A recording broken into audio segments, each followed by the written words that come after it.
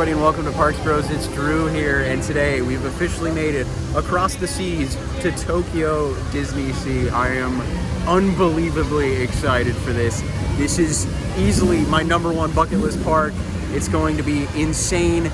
Security took, unfortunately, about an hour, but thankfully only an hour. But we're in. We have a premier access ticket for Frozen later in the day at least, which is awesome. But first thing we're gonna do, I think, is head to Tower of Terror. Okay, first things first, it's so true. There are characters everywhere. I mean, we almost got ran over by Pluto entering the park, and goodness gracious, there's Daisy. This is insane already. What? Something that's been really cool is it is officially the 20th anniversary of Duffy and Friends, so they've even decked out one of the monorails. If you saw the vlog from earlier, going over our first couple days in Japan, you would know that. I'm super ecstatic that they actually put the effort into that. But we're about to officially enter into the main bit of the park here and get our first look at Mount Prometheus, which this is already looking stunning. It looks better than real Venice. What? This is insane. We're not in Japan anymore. We're not on this planet anymore at this point, as far as I'm concerned.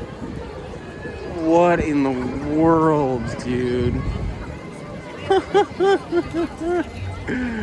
Oh, man. And look, a plane flying into Haneda. This is crazy. I think our first stop is going to be Tower of Terror, just to make sure we can get that wait out of the way right now. Journey's already got quite a wait. Frozen, we're worrying about later, so... But I think we're gonna head toward the left officially, but I think I want a little view up front. Oh, and there goes Journey to the Center of the Earth. Speaking of which, what in the world, bro? I got tears in my eyes.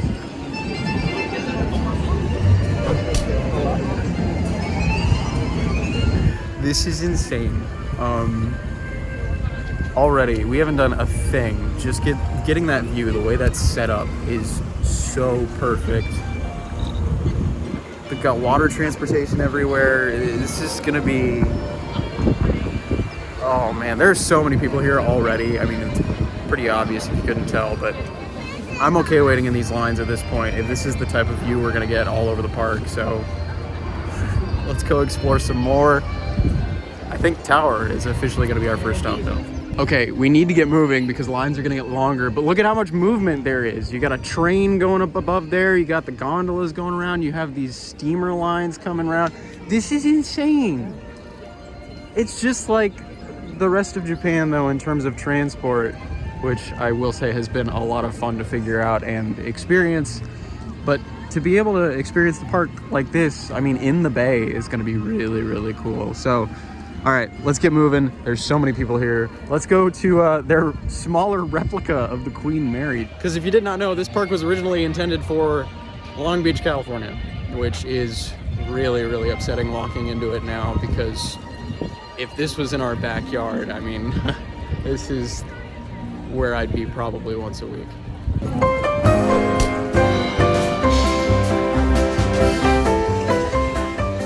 This is quite a grand reveal for Tower of Terror, I gotta say. Every sightline kind of blocks the entire view until you get up close to it. At least that's what it feels like it's building up to at this point. But this section of the park already, I mean, compared to Venice, I actually might prefer this, which is kind of insane. But I think it's just because there's so much detail all around. And in front of us finally is Tower of Terror. So the storyline's a little different here, but I will say it is the same exact ride system as Guardians of the Galaxy or the Tower of Terror in France, but it looks absolutely stunning. The architecture is especially incredible.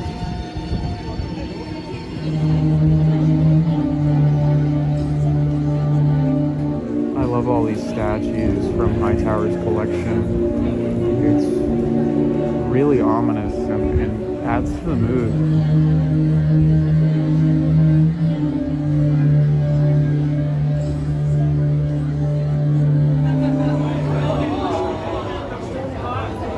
Hey Joe. Oh man.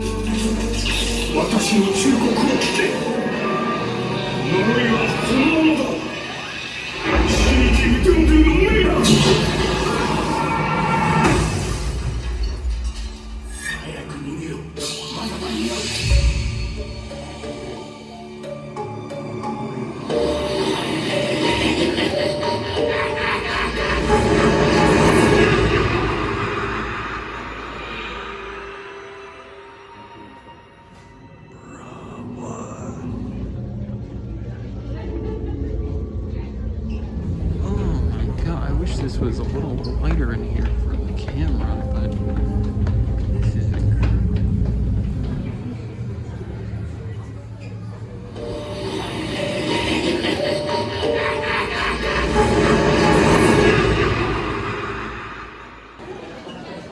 Joe, you beautiful man. What in the world was that? So it's official, we've ridden our first Tokyo DisneySea attraction, and it's been about 30 minutes, I think, since we officially got in line. It's not bad at all. It was listed 40. Now, I will say, this is a tamer version and a shorter version of the other tower that I've been on in California.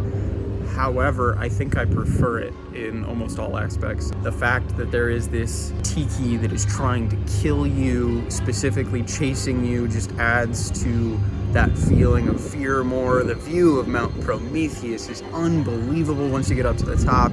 And my favorite part of that entire attraction is just the backstory and the artifacts that are everywhere. I mean, I'm a history nerd, so seeing all of this stuff recreated in such fascinating detail, just insane to think of the time that was spent to try and get terracotta warriors done correctly, sarcophaguses done correctly, and everything in between that's in there. It just all looks gorgeous, and if it was a real museum, I would gladly spend hours in there just looking at all of the different pieces. I can't get over that, honestly. And the fact that Harrison Hightower's character is based off of Joe Rohde's real travels for Animal Kingdom and taking things back and thinking, well, maybe something's haunted. It's just, this attraction was not really high up on my list in terms of priority, but doing it first, I appreciate it so much more than I thought I would have. So, first attraction done, almost already crying and beaming. Let's head somewhere else. Something that I think I appreciated even more so in this one was the interaction prior to the ride. Now, you don't just get one pre-show, you get two technically, and that first one is actually introducing you to the tour itself because you've been invited on a tour of the tower. So, having a real guide take you into the first room, crank up that record player to show you what might have happened to Harrison Hightower. Just insane to have that as an interactive element to bring you into those pre-shows and really immerse you into that story, that you're visiting this for a ghost tour of sorts. It's amazing.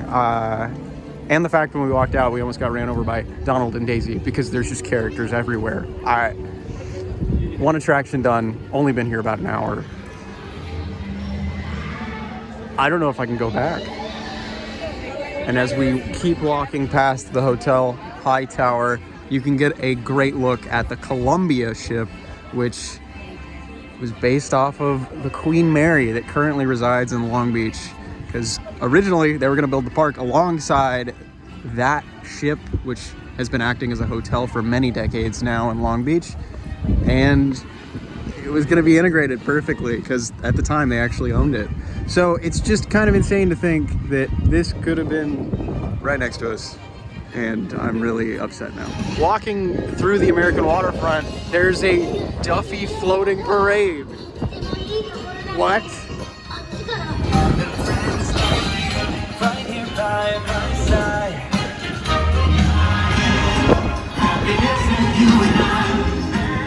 Now, something amazing that I think that they really decided to put the effort in, the extra effort at that, is making this fake seawall. This is not a real seawall.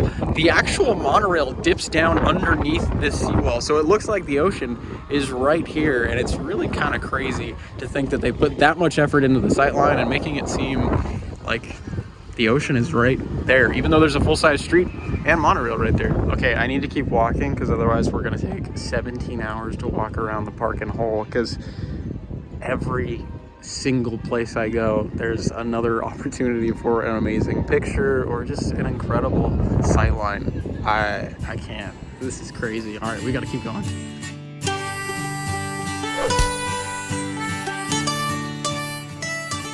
Walking through the American waterfront.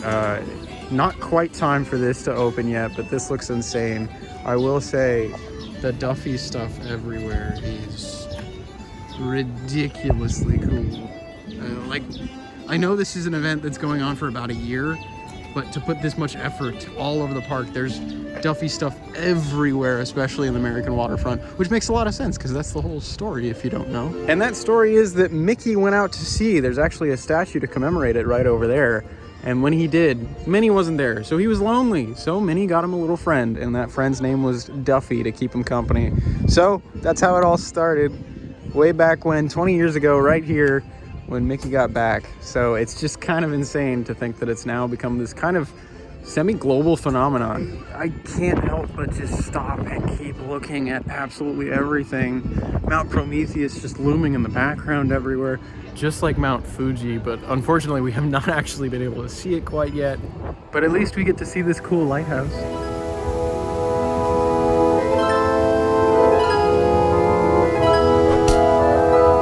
And the next attraction we've come across is Aquatopia, which I think it said it was a 15-minute wait, as we're getting into more of the sci-fi area, more Jules Verne inspired directly in terms of like Journey to the Center of the Earth, 40,000 Leagues Under the Sea. This is a fun thing. It's kind of similar to Luigi's at California Adventure, but it threatens to get you wet constantly, which is a lot of fun, and I'm sure in the summer months they turn it up where you actually get soaked.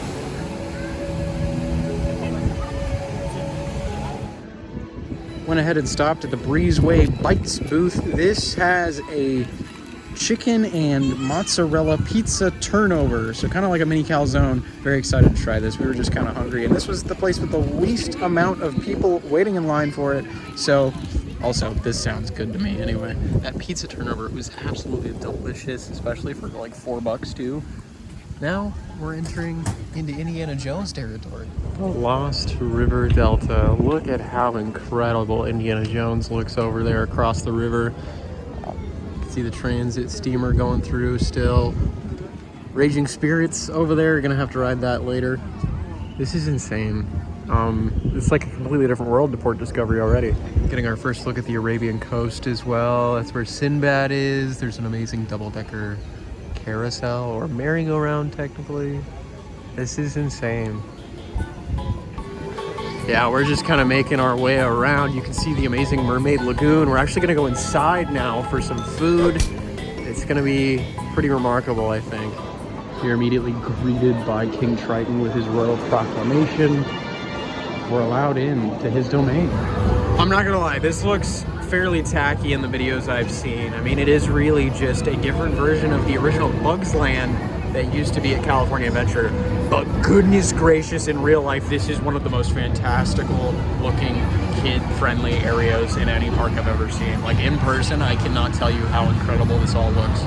Because again, I've scoured through hours and hours of video of this park over the years, and I would always say this is probably the weakest part of the park. Now, I don't know if I'm going to change my opinion on that, but it is so amazing. It looks like you're actually stepping in to the cartoon from the 90s. Like, seriously. I love this. It just feels like the cartoon, exactly, in all the best ways.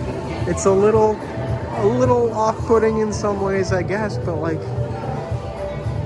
it opens up that reference of mind when you first watch the movies. And that frame of mind, for me, that reference is when I was a little kid, where I would be the one running around the splash pad right now. This is magical, genuinely. Might as well talk about some of the food we just ate in Little Mermaid, though. We'll say the seafood type pizza with roe and potato. I was not really the biggest fan of it overall. I will say, though, it wasn't that bad. Just maybe a little bit too fish forward on that, which I should have expected in general. But definitely like a decent 6 or 7 out of 10. And then unfortunately those donuts from the Food and Wine Festival, the strawberry I'm gonna have to give a 4 because it was just a fake strawberry taste, and then the chocolate was a 5. It just didn't really taste of much. Just had our food and now we've headed into the playground. It seems things take a sinister turn the further back you go. Oh no, we're entering the mouth and I believe we're gonna go into Ursula's lair now. I think that's what this is leading to. This is insane. And after encountering Ursula, we made our way to Ariel's grotto.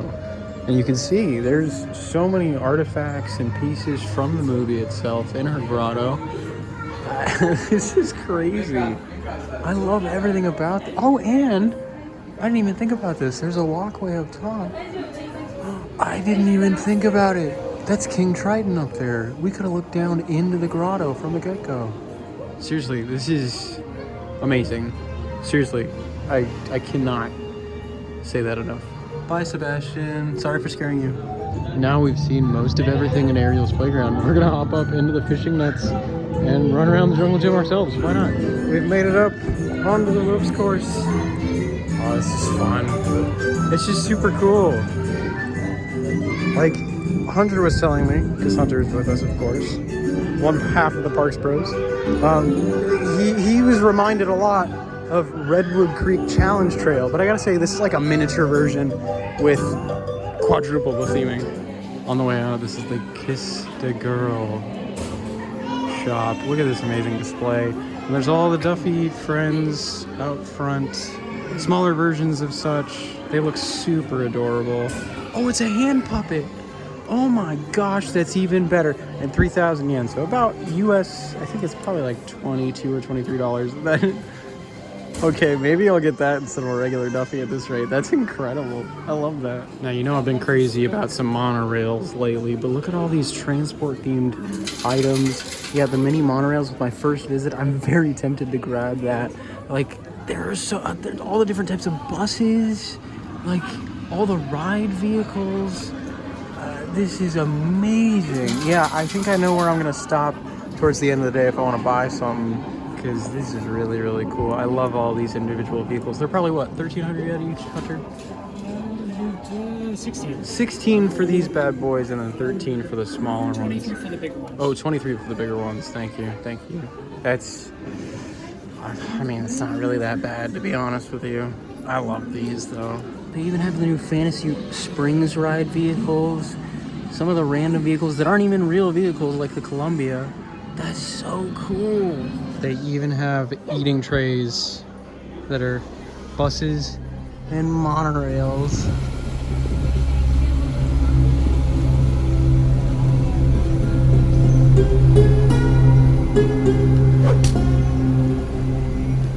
Leaving one 90s cherished classic for another, going Little Mermaid to Aladdin. We're entering the Arabian coast, which looks spectacular from the exterior. I'm super excited to get inside. We are gonna go check out Sinbad, which is actually down that way, walking down the steps into the center of the Arabian coast. Goodness gracious, man. This is insane. There's a double-decker merry-go-round, the Magic Lamp Theater over on the wayside, and then a marketplace to the left, so we're probably gonna head that way. Casbah seems to be one of the famous eateries from this area, so maybe we'll check that out either today or in a couple days' time, but this is remarkable.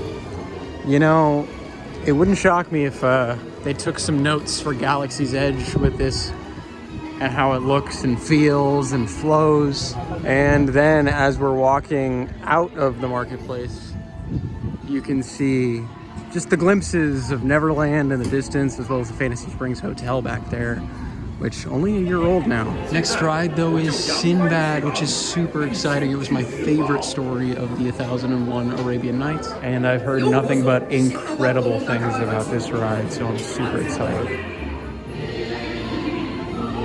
ほらちゃんとみんなに挨拶して冒険に出発だ。最高の宝物を見つけよう。 They're currently spraying us with water. You can't see it. This room is massive.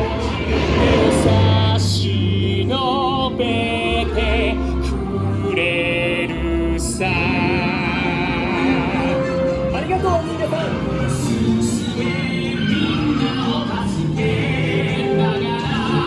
優しさと勇気は澄み出して宝石や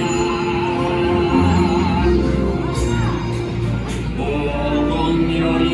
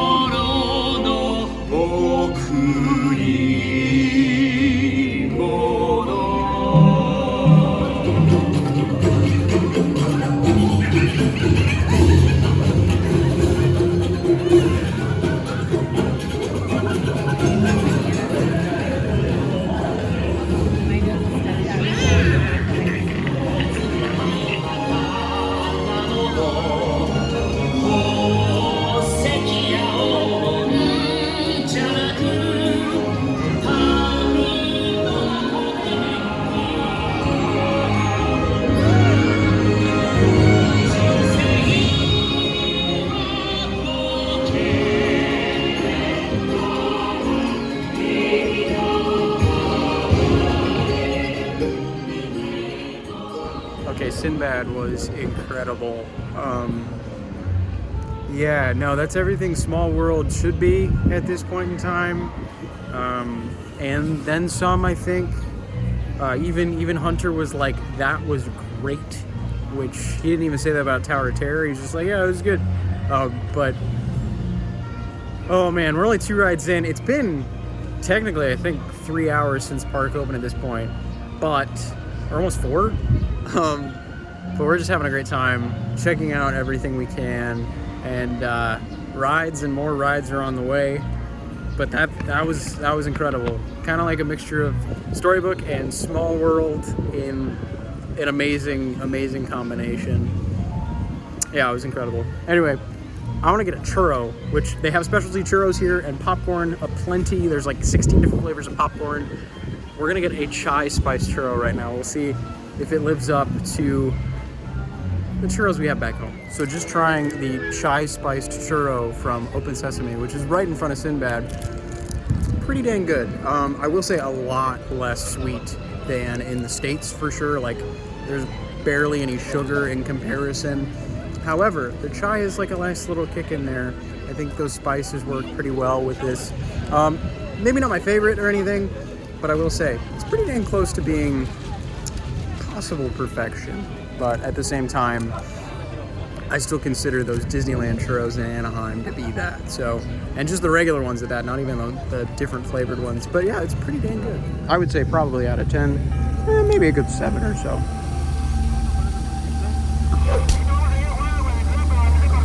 Now, right across from Sinbad is Raging Spirits. This is an Intamin roller coaster. Kind of a weird take on a wild mouse, I guess, is the closest thing you could get to it. It does have a vertical loop though, so this is gonna be something else. I've heard everything from it's amazing to it's really weird and janky, so let's check it out. I love these little warning signs that are like, make sure you know. It goes upside down.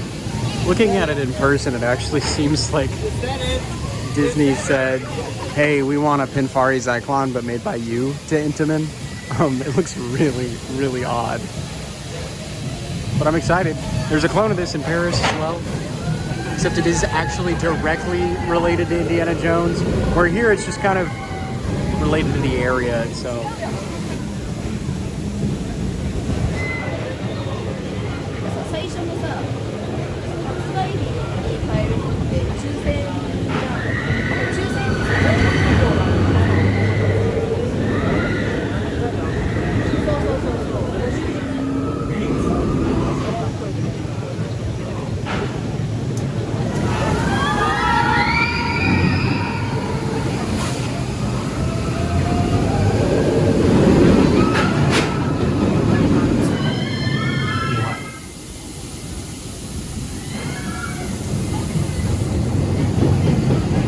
Well, I can tell you after riding Raging Spirits for the first time, I have 4 words for it. Well, that was weird. In a more extensive review, this ride is literally just a Pinfari Zyklon that's a little smoother. And then they throw a loop in there and it's just like, that doesn't make any sense. Okay, sure, why not? We're calmly riding through all of this and it's like, hey, vertical loop with 4.5 Gs. And then it's like, monorail again. After getting a taste of the Lost River Delta and seeing the Little Mermaid yet again from the Mermaid Lagoon out here, we're gonna head into Mount Prometheus officially.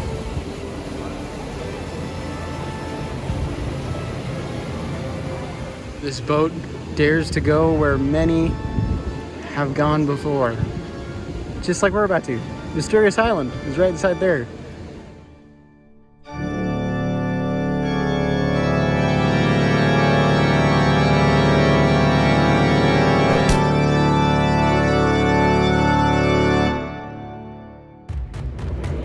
Next time on Parks Bros. My jaw dropped halfway through that ride. Loose. Wow. That was a ride. Just massive. Oh, that tastes like roast beef. We gotta get walking because they do close lines early here and it does have an hour wait.